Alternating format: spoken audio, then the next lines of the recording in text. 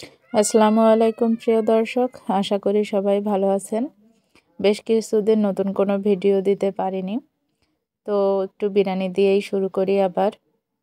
আমি এখানে চিকেন বিরিয়ানি বানিয়েছি, আর এই বিরিয়ানিটার স্বাদ কিন্তু অসম্ভব মজার। যদি আমার রেসিপিটি ফলো করে বানান বাসায়, তো দেখবেন এত স্বাদ হবে বিরিয়ানিটা, আর অনেক সহজেই এইভাবে স্বাদ করেই বানানো যাবে। তো এখানে চুলায় আমি কড়াই বসিয়ে দিয়েছি আর দিয়েছি তেল, পরিমাণ মতো তেল দিয়ে এখানে আলু কেটে নিয়েছি কিউব করে, একটু মোটা করে। আলুগুলো এইভাবে ভেজে নিতে হবে। আলুগুলোকে লালচে করে ভেজে নিব আমি। ভেজে নিয়ে তারপরে উঠিয়ে রাখবো। আলুতে আমি শুধু লবণ দিয়েছি, আর কিছু দেইনি। লবণ দিয়ে এইভাবে করে ভেজে নিব।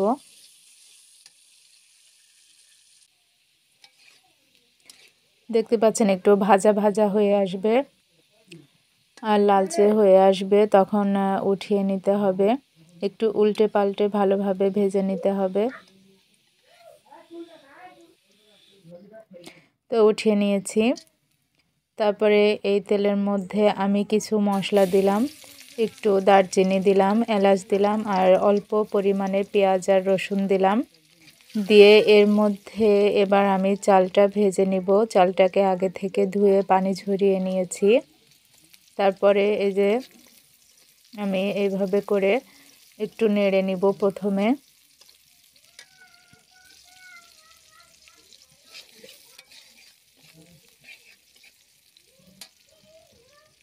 তারপরে ধুয়ে রাখা চালটা এভাবে আমি এর মধ্যে ঢেলে দিব। দিয়ে চালটাকে আস্তে আস্তে নেড়ে চেড়ে ভেজে নিতে হবে। নিয়ম করে ভাজতে হবে। অধিক যদি ভাজা হয়ে যায়, তো রান্নার পরে ভাতটা কিন্তু শক্ত শক্ত হয়ে থাকবে। তো নিয়ম করে ভাজতে হবে। আবার একটু কম ভাজা হলেও কিন্তু অনেক সময় ভাতটা আঠালো হয়ে থাকে। তো ভাতটা যেন ঝরঝরে হয়, সেভাবে ভেজে নিতে হবে। যখন একটু ঝরঝরে হয়ে আসবে, তখন বুঝতে হবে যে ভাজা হয়ে গেছে। সে পর্যায়ে চুলা থেকে চালটা নামিয়ে রাখতে হবে। আর এটা অনবরত নাড়তে হবে। অনবরত না নাড়লে নিচে লেগে যাবে এবং চালটাও পুড়ে যেতে পারে। সেজন্য অনবরত নেড়ে চালটা ভালোভাবে ভেজে নিতে হবে। দেখতে পাচ্ছেন, দেখা যাচ্ছে যে কিভাবে এটা ভেজে নিতে হবে। তো এই পর্যায়ে ভাজা হয়ে গিয়েছে, আমি নামিয়ে নিয়েছি। আর এখানে একটু বেশি পরিমাণে তেল দিতে হবে। দিয়ে এবার পেঁয়াজের বেরেস্তাটা করে নিতে হবে। সেই জন্য আমি এখানে তেল দিয়ে তাতে পেঁয়াজগুলো দিয়ে দিলাম। এই পেঁয়াজটাকে আমি লালচে করে ভেজে নিব। এই যে দেখতে পাচ্ছেন ভাজা হচ্ছে। তো এভাবে আস্তে আস্তে নেড়ে চেড়ে ভাজতে হবে। আর চুলার আঁচটা কিন্তু একটু মিডিয়ামে রাখতে হবে। অনেক বেশি জাল হলে কিন্তু পুড়ে যেতে পারে। তো আমি পরিমাণ মতো উঠিয়ে নিয়েছি, আর কিছুটা রেখেছি। আর এখানে মাংসটা আমি এখানে আগে থেকে ম্যারিনেট করে রেখেছিলাম।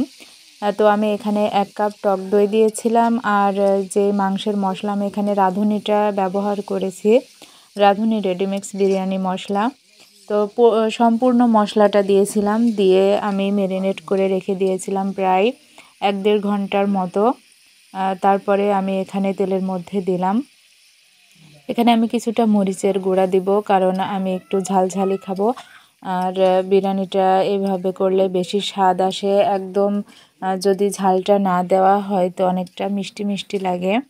যার যেমন টেস্ট সেই অনুযায়ী এখানে দিবেন। আপনি এই মরিচের গুঁড়াটা কিন্তু স্কিপ করতে পারেন, চাইলে দিতে পারেন। তো আমি দিয়েছি। তারপরে এটাকে নেড়েচেড়ে ভালোভাবে একটু কষিয়ে নিব। দেখতে পাচ্ছেন কষানোর পরে এমন দেখাচ্ছে। তারপরে আমি এখানে 1 কাপ পরিমাণ দুধ দিব। 1 কাপ বলতে আমি এখানে 1 পোয়ার মতো দুধ দিব। দিয়ে আবারও খুব ভালোভাবে মাংসটা নেড়েচেড়ে কষিয়ে নিব।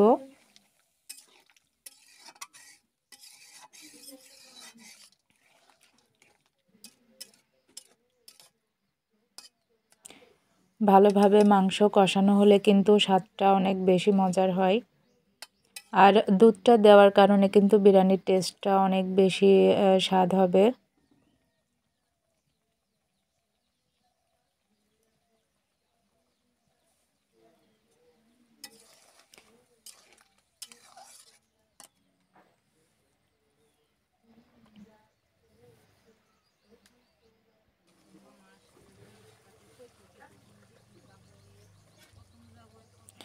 দেখতে পাচ্ছেন খুব সুন্দরভাবে কিন্তু বলক উঠছে। আর এখানে আমি পরিমাণ মতো লবণ দিব। লবণ আগে থেকেই দেইনি, কারণ যদি ম্যারিনেট করার সময় লবণ দেওয়া হতো বা আগে থেকেই লবণ দেওয়া হয় তো মাংসের জুসিনেসটা আর থাকে না, মাংসটা একটু শুকনো টাইপের হয়ে যায়। সেই জন্য আমি লবণটা পরে দিচ্ছি। লবণটা পরে দেওয়ার কারণে কিন্তু মাংসের ভিতরে যেই জুসিনেসটা থাকে সেটা থেকে যাবে। সেই জন্য লবণটা পরে দেওয়াই ভালো। রান্না হোক বা অন্য যেটাই হোক, অনেক সময় বার্গার বানাতে গেলেও কিন্তু মাংসটা অনেক একটু শক্ত টাইপের হয়ে যায়, খসখসে হয়ে যায়। তো সেই সময় যদি সিজনিং করার সময় না দিয়ে যখন তাওয়ায় ছেঁকে নেওয়া হয় মাংসটা, সেই সময় যদি লবণ দেওয়া হয় তো ভিতরে মাংসের জুসিনেসটা ভালো পরিমাণে থাকে, খেতে অনেক বেশি মজার হয়। তো দেখতে পাচ্ছেন আমার মাংসটা প্রায় কষানো হয়ে গিয়েছে। তো আমি মাংসটা সিদ্ধ হওয়ার জন্য কিছুটা পানি দিব, পরিমাণ মতো পানি দিব এখানে। মাংসের পরিমাণটা বলা হয়নি। আমার এখানে 1 কেজি পরিমাণ মুরগির মাংস আছে, সেজন্য 1 প্যাকেট পুরো মশলাটাই আমি ব্যবহার করেছি। আর চাল নিয়েছি আমি হাফ কেজি।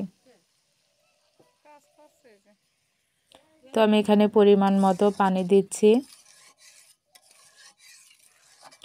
মাংসটা সিদ্ধ হতে যতটুকু পানি লাগবে ঠিক ততটুকুই পানি ব্যবহার করতে হবে এখানে।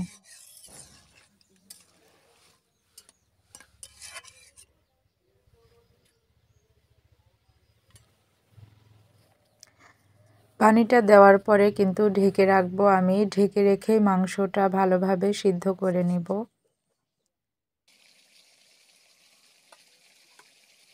দেখতে পাচ্ছেন মাংসের পানিটা কিন্তু টেনে এসেছে, আর আমার মাংসটা খুব ভালোভাবে কষানো হয়ে গিয়েছে। এবার আমি এখানে যে পানিটা দিচ্ছি এটা হচ্ছে আমি এবার চালটা দিব, তো চাল অনুযায়ী এখানে পানি দিচ্ছি। আপনি যতটুকু চাল নেবেন তার দ্বিগুণ পরিমাণে পানি দিবেন, তাহলেই হয়ে যাবে। এটাই হলো সবথেকে ভালো মেজারমেন্ট। যে পরিমাণ চাল নিতে হবে তার ডাবল পানি নিতে হবে। তো আমি এখানে যেহেতু 2 কাপ পরিমাণ চাল নিয়েছি, তো 4 কাপ পানি দিয়েছি। আর একটু বেশি দিব আমি, কারণ চালটা ভাজার কারণে একটু পানিটা বেশি হলে এখানে প্রবলেম হয় না, কারণ ভাতটা ভালোভাবে হতে হবে। সেজন্য আমি এখানে 1 কাপ পরিমাণ দুধ দিলাম। এই দুধটা দেওয়ার কারণে কিন্তু ভাতের টেস্টটা অনেক বেশি ভালো আসবে। এক কথায় বিরিয়ানির যে টেস্ট হয় সেই টেস্টটা অনেক বেশি ভালো আসবে। দুধ দেওয়ার কারণে বিরিয়ানির স্বাদটা অনেক বেশি ভালো হয়। এখানে আমি কিছু কাঁচামরিচ দিয়ে দিলাম। তো এবার চালটা আমি দিয়ে দিব। চাল আর আলু কিন্তু আমি একই জায়গায় রেখেছিলাম। চাল আর আলুটা এবার আমি এই পানির মধ্যে ঢেলে দিব।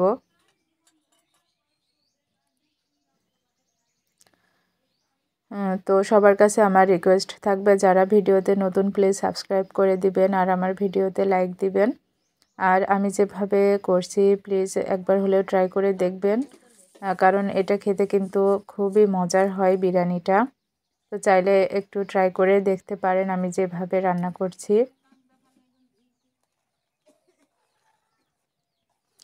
আর যারা আমার চ্যানেলটি সাবস্ক্রাইব করে রেখেছেন তাদেরকে অসংখ্য ধন্যবাদ জানাই। দেখতে পাচ্ছেন ভাতটা কিন্তু হয়ে যাচ্ছে। তো এই পর্যায়ে আমি আরও কিছুটা লবণ দিয়ে দিলাম। চাল অনুযায়ী যতটুকু চাল নিয়েছি বুঝতে হবে, বুঝে এখানে লবণটা দিতে হবে।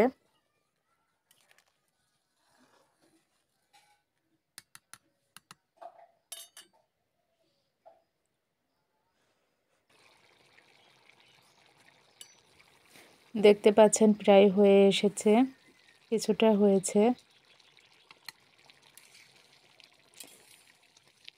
মাংসটা সিদ্ধ হয়ে গেলে তারপরে ভাতটা হতে কিন্তু বেশি সময় লাগে না। চালটা দেওয়ার পর কিছুক্ষণের মধ্যে কিন্তু এই বিরিয়ানিটা রান্না হয়ে যায়।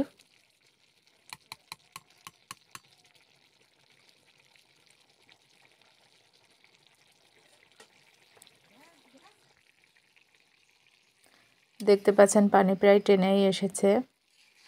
আমার চালটাও প্রায় সিদ্ধ হয়ে এসেছে, আর যেটুকু পানি আছে এই পানিতে কিন্তু চালটা সম্পূর্ণ সিদ্ধ হয়ে যাবে।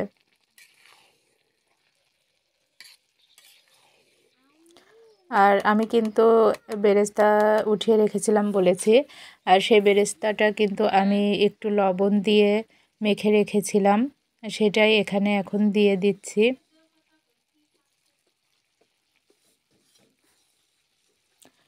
আর এই বেরেস্তাটা দেওয়ার কারণে কিন্তু বিরিয়ানির স্বাদটা আরও বেশি মজার হবে। তো এটা দেওয়ার পরেও আমি আবারও উল্টে পাল্টে ভালোভাবে মিশিয়ে দিব।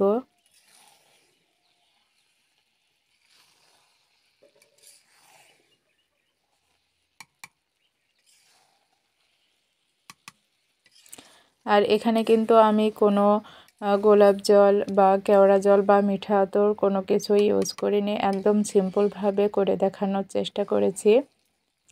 শুধুমাত্র বিরিয়ানির মশলাটা দিয়েই কিভাবে বিরিয়ানিটা পারফেক্ট স্বাদ আনা যায় সেটাই এখানে করিয়ে দেখিয়েছি। শুধু এখানে 1 কাপ টক দই আর দুধটা দেওয়ার কারণে কিন্তু বিরিয়ানির স্বাদটা অনেক বেশি মজার হবে।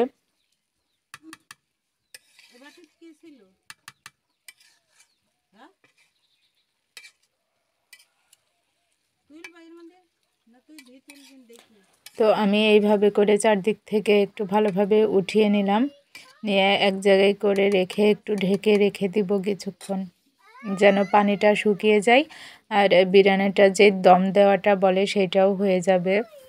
এতে করে বিরিয়ানিটা একদম পারফেক্ট হয়ে যাবে।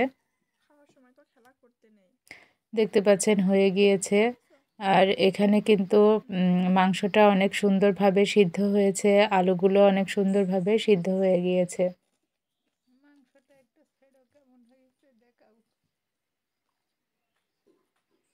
দেখতে পাচ্ছেন একদম সুন্দরভাবে কিন্তু মাংস সিদ্ধ হয়েছে। তো সবার কাছে রিকোয়েস্ট থাকবে প্লিজ আমার চ্যানেলটি সাবস্ক্রাইব করে দিবেন। আর আমি যেভাবে বানিয়েছি একবার হলেও একটু ট্রাই করে দেখবেন, আশা করি অনেক ভালো লাগবে। তো ভালো থাকবেন সবাই, আল্লাহ হাফেজ।